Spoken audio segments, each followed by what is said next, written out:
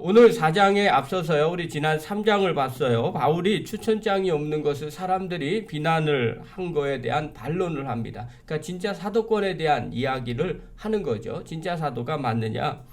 그러니까 바울이 너희들이 나의 추천장이다. 그러면서 이야기하는 거죠. 종이에 쓰는 것 추천장이 진짜 중요한 게 아니고 마음에 쓴 추천장이 중요하다. 그러면서 모세의 예를 들어주는 거예요. 모세가 시내산에서 율법을 받아가지고 내려왔을 때 얼굴에 수건을 썼지 않느냐. 잠깐 없어질 그 빛을 보지 못하고 주목하지 못하게 하기 위해서 수건을 썼지 않느냐. 그래서 말씀에 집중을 해야 된다라고 이야기를 합니다. 그런데 아직까지도 그것을 잘못 이해하고 알고 있고 마음의 수건으로 덮어놓고 있는 사람들이 있다는 거예요. 그래서 그런 사람들은요, 그리스도께 돌아가면 벗겨질 것이다. 성령님을 따라서 살면 하나님의 형상으로 닮아가게 된다. 이렇게 권면을 하고 있어요. 자, 지금 바울이 왜 모세까지 이야기를 하냐면 사도권에 대한 이야기를 하려고 그 이야기까지 나왔어요. 그럼 오늘 4장도 마찬가지예요. 오늘 4장도 그 얘기를 해요. 자신이 사도라는 것을 변론을 계속하는 거예요. 자, 이것을 왜 바울이 이렇게 계속해서 변론을 하고 또 고린도에 있는 교인들은 이걸 왜 그렇게 집요하게 주장을 하고 바울이 사도가 아니라고 이야기를 하고 그 교회 안에 어려움을 겪었느냐? 그때 당시의 상황을 살펴볼 필요가 있어요. 당시 헬라 문화 사람들은요, 자기네들이 갖고 있었던 이상적인 스승상들이 있었어요. 그 스승상이 어떠냐면 일단 언변이 유창해야 돼요. 그러니까 말을 잘해야 됩니다. 또 잘생긴 외모가 있어야 돼요. 또 영적인 세계와 잦은 접촉을 해야 돼요. 또 많은 청중들이 따르고 쫓아다녀야 돼요. 한마디로 말하면 유명세가 있어야 되는 거죠. 그 다음에 고액의 강사료를 받아요. 그냥 전해주는 것이 아니라 이걸 전할 때마다 사람들이 돈을 줘요. 그리고 그것을 받게 돼요. 그래서 이때 당시 어느 정도였냐면요, 이런 지적인 스승이 되기 위해서, 지적인 사람, 지식을 배우기 위해서는 첫 번째, 육체가 제대로 튼실해야 돼요. 그래서 이때 당시에 조각상들을 보면요, 남자들도 아주 그냥 멋있는 무슨 조각상이라 그러죠? 그 팔등신 조각상이라는, 그렇게 다들 만들어져 있어요. 왜냐하면 이들의 생각은요, 지적인 지식을 배우려면 제일 먼저 몸이 제대로 만들어져야 된다고 생각을 했어요. 그리고 몸이 어느 정도 되면 비로소 육체가 제대로 되면 비로소 지적인 것을 배울 수 있다고 생각했으니까 완벽한 스승상이라면 외모가 괜찮아야 된다는 거죠. 그런 상황 가운데 있는데 바울은 딱 보니까 이 이상적인 스승상에서 완전히 벗어났어요. 그러니까 이거 우리가 알고 있는 정말 스승상하고 전혀 다르네? 이 사람 진짜 스승 맞아? 이렇게 생각이 되는 거예요. 왜냐면 외모도 엉망이죠. 그 다음에 키도 크지 않았죠. 하나 언변도 능하지 않고요. 편지 쓰는 거 보면 그럴듯해 보이는데 실제로 와서 보니까 별거 아닌 거예요. 그러니까 이런 것들 때문에 진짜 스승이 맞아? 정말 사도 맞아? 저 사람 말 정말 우리가 들어야 돼? 그거 아닌 것 같은데 우리 주변에 있는 사람들하고 뭔가 달라, 이렇게 생각을 하는 거죠. 그러니까 사도권에 대해서 끊임없이 사람들이 견제를 하고 또 계속 그 부분을 이야기를 하는 거예요. 자, 이 부분을 이해를 하시면서 고린도 후서를 계속 보셔야 돼요. 오늘 4장도 그걸 봐야 돼요. 자, 1절에 한번 보십시오. 1절에 보면 이렇게 말해요. 읽겠습니다. 시작. 그러므로 우리가 이 직분을 받아 긍휼하심을 입은 대로 낙심하지 아니하고. 자, 그러므로 우리가 뭘 받아요? 이 직분을 받았다는 거예요. 자, 이 직분은 어떤 내용이냐? 내가 복음 전하는 사도라는 거죠. 내가 스승이라는 거죠. 내가 지금 하나님 앞에 이런 것들을 받고 지금 너희들에게 얘기해 준다는 거예요. 2절에 보면요, 이런 단어가 있어요. 2절에 보면 스스로 추천하노라, 이렇게 말해요. 그 말은 뭐예요? 내가 사도권 자꾸 종이에 쓴 거 얘기하는데 그게 아니라 내가 내 스스로 추천을 한다는 거예요. 내가 왜 이렇게 추천하느냐? 난 부끄러워서 드러나지 못한 일을 하지 않았다. 2절에 그렇게 얘기해요. 간교하게 행하지도 않았다. 하나님의 말씀을 왜곡하지도 않았다. 오히려 진리를 환히 드러났다. 그래서 난 하나님 앞에 떳떳하다. 그래서 내가 내 스스로 추천하노라, 이렇게 이야기를 합니다. 그러면서 3절에 보면요, 내가 이렇게 추천하는데 너희들이 그래도 못 믿겠어? 못 알아듣겠어? 정말 제대로 하나님의 말씀을 전하는 사도 맞아? 이렇게 오해하느냐? 그러면 반대로 이야기를 해요. 3절 한번 보십시오. 읽겠습니다. 시작. 만일 우리의 복음이 가리었으면 망하는 자들에게 가려진 것이라. 이 말의 의도는 어떤 뜻이냐면요. 만약 우리의 모습 때문에 이것 하나님의 말씀을 전했는데 복음을 전했는데 가려졌느냐? 듣지 못했느냐? 그러면 그거는 망하는 사람들에게나 가려진 것이다. 망하는 사람들은 그 내 외모 보고 사도라고 생각하지 않고 복음을 받아들이지 않는 것이다. 이렇게 말하는 거예요. 좀 도전적이죠. 그러면서 4절에 보면 이렇게 얘기해요. 왜 너희들이 그 사람들이 왜 믿지 않는 사람들이 우리의 외모를 보고 그렇게 얘기하느냐. 4절 읽겠습니다. 시작. 그중에 이 세상의 신이 믿지 아니하는 자들의 마음을 혼미하게 하여 그리스도의 영광의 복음의 광채가 비치지 못하게 함이니 그리스도는 하나님의 형상이니라. 자, 왜 이렇게 못 믿게 하느냐? 이 세상의 신이 믿지 않는 사람들의 마음을 혼미하게 했기 때문에 그렇다는 거예요. 그래서 복음을 제대로 받아들이지 못하고 외모만 보고 믿지 않는다는 거예요. 여기서 혼미케 하다라는 단어는요, 에티플로센이라는 단어예요. 뜻이 뭐냐면 눈을 멀게 하다라는 뜻이에요. 그러니까 마음을 혼미케 했다라는 마음은 마음에는 즉 영적인 눈을 멀게 했다는 거예요. 마음에 벌써 선입관이 딱 잡혀 있는 거죠. 이상형이 있는데 복음 전하는 사람이라며 신의 하나님을 섬기는 사람이라면 이렇게 이런 모습인데 그런 모습이 전혀 없는 거예요.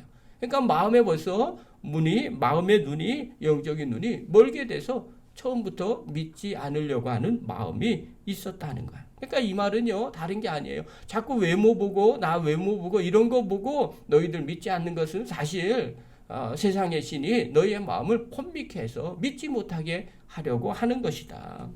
그러면서 계속해서 자신의 사역을 말해요. 이제 겉모습 보지 말아라. 왜 이상적인 스승상으로 여기느냐. 정말 중요한 것을 좀 봤으면 좋겠다라는 거예요. 그래서 5절에 보면 자기들을 어떻게 설명하느냐. 우리는 예수 그리스도를 주님으로 선포하고 있고 우리는 그의 종이라는 거예요. 우리가 누구냐? 자꾸 나를 보는데 내가 그렇게 엄청난 사람이 아니라 나는 그리스도의 종이다. 그러니까 날 보지 말고 주님을 봐라. 그 얘기하는 거죠. 6절에 보면 하나님께서 우리 마음속에 빛을 비추셔서 예수님의 얼굴에 나타난 하나님의 영광을 아는 지식의 빛을 우리에게 주셨다. 그래서 하나님 알게 되는 그 은혜, 그것을 하나님이 나에게 주셨다. 그러니까 날 보지 말고 내 주님을 봤으면 좋겠다. 우리는 그의 종이다. 7절에 한번 보십시오. 이게 정말 중요합니다. 읽겠습니다. 시작. 우리가 이 보배를 질그릇에 가졌으니 이는 심히 큰 능력은 하나님께 있고 우리에게 있지 아니함을 알게 하려 함이라. 자, 우리가 이 보배라는 건 뭐예요? 하나님을 알게 하는 지식, 은혜, 하나님에 대한 부분들. 이것은 어떻게 해요? 보배인데 어디에 갖고 있어요? 질그릇에 갖고 있어요. 그럼 질그릇을 무엇을 의미하고 있는지 이해가 되십니까? 외모를 얘기하는 거죠. 바울 자신들에게 얘기하는. 사람들이 정말 저거 맞아?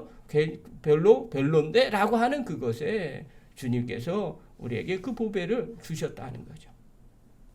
그러니까 심히 큰 능력은 하나님 앞에 있고 우리에게 있지 아니하라는 거예요. 그러니까 자꾸 날 보지 말라. 나를 보지 말고 나를 갖고 사도가 있느냐 아니냐라는 걸 얘기하지 말고 내 안에 있는 내가 질그릇인데 내 안에 있는 그 하나님의 큰 능력을 봤으면 좋겠다는 거예요.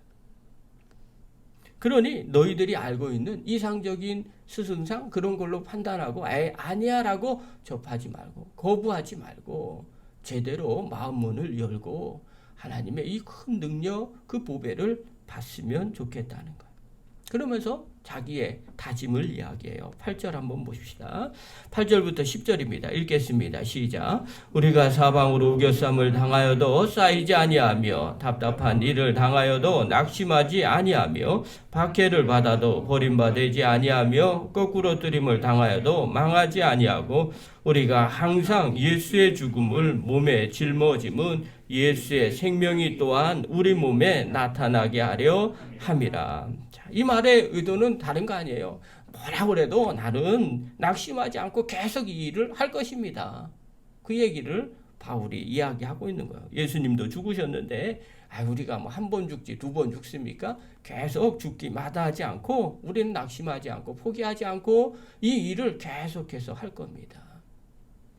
바울은 계속해서 이야기하죠. 11절, 12절 읽겠습니다. 시작. 우리 살아있는 자가 항상 예수를 위하여 죽음에 넘겨짐은 예수의 생명이 또한 우리 죽을 육체에 나타나게 하려 함이라.